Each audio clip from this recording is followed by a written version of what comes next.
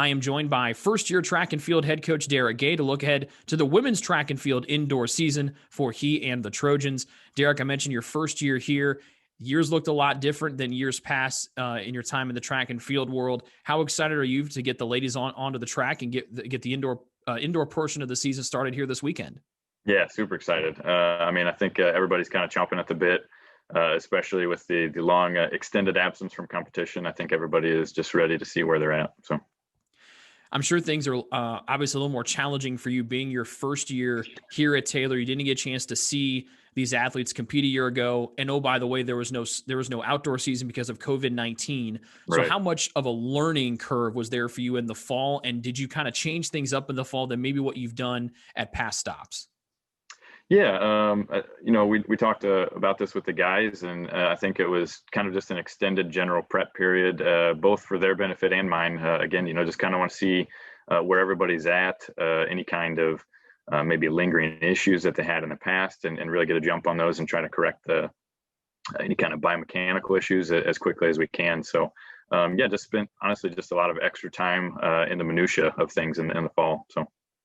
Does that help with such a young team that you have now, particularly on the women's side? And we've seen the women's track and field program here at Taylor. They have been dominant, winning both the indoor and outdoor league championships in recent memory.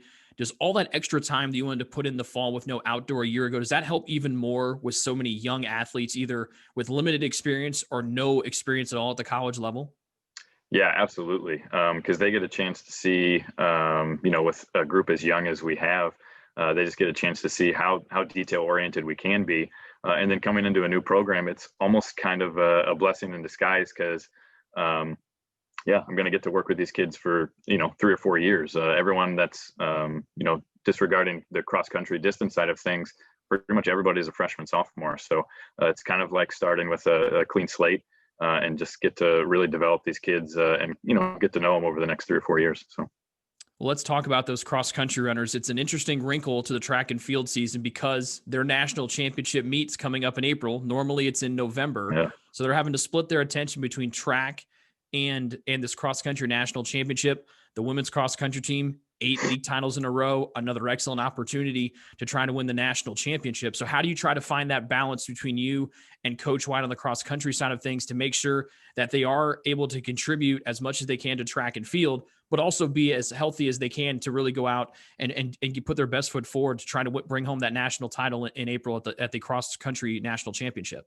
Yeah, absolutely. The women kind of weirdly or ironically maybe have it a little bit easier than the guys.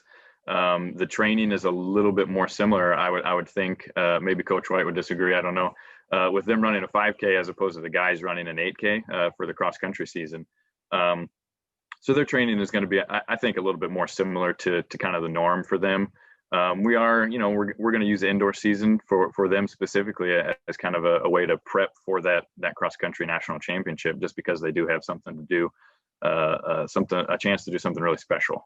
So that's kind of cool to see how they're kind of embracing that challenge in a way, because they do, they're part of the track and field team, and they want to, produce and be a part of that as well. So that's awesome to see. What's the excitement level like before this first meet of the year? I'm sure there's always excitement before every first meet, indoor, outdoor, in any year, but is there maybe a little bit more with the type of lives we've had to live the last year? Yeah, I mean, everybody's just excited. Competition jitters, I think, started a couple weeks ago, just moving back in on campus and really getting things rolling. So, everybody's just excited. Obviously, meets are going to look a little different with, no spectators, that sort of thing. And even just the way meets are run, they're spread out much more, trying to, maximize as many athletes in the competition as possible. So we're trying to do what we can and still make it reasonable. But it's everybody's definitely excited for sure. Derek, thanks for the time. Best of luck this weekend and best of luck with the rest of the indoor season. Thanks. For more information on Taylor women's track and field, just log on to TaylorTrojans.com.